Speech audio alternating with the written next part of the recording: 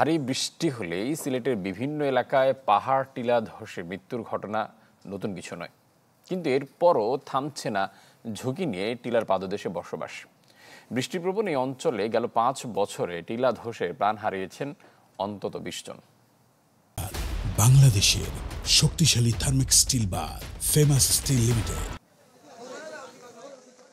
চলতি বছরের 1 জুন সিলেটের গোলাপগঞ্জের লক্ষণাবন্দ এলাকায় টিলা ধসে মারা যান একই পরিবারের 4 জন।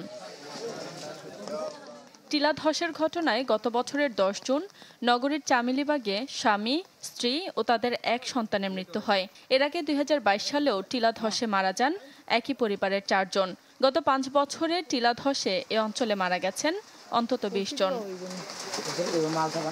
প্রতি বছর টিলা ধসে প্রাণহানি ঘটলেও থেমে নেই টিলা কেটে জনবসতি স্থাপন।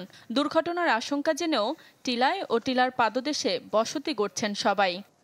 এনি টাইম, এটা কোনো টাইম নাই, এনি টাইম যে কোনো সময় ভেঙে ক্ষতিগ্রস্ত হতে মানুষ মারাও যাইতে পারে। কোনোখানে তো যাওয়ার জায়গা নাই, থাকারও জায়গা নাই, হইতে কিছু জায়গা লইয়া থাকি আর কি।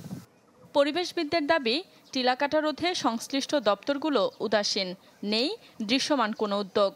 টিলা কাটা প্রতিরোধ করতে হলে প্রশাসনকে যেভাবে শক্ত অবস্থান নিতে হবে, সেই অবস্থানটা আসলে প্রশাসন নিতে ব্যর্থ হচ্ছে। এর একটা অন্যতম কারণ হচ্ছে, এখানে যখন যারা দায়িত্ব পালন করেন সীমিত সময়ের জন্য এখানে তাদের চাকুরি সূত্রে আসা, এই জায়গার এখানকার ভূ প্রকৃতিকে তারা ওইভাবে করে ওন করেন।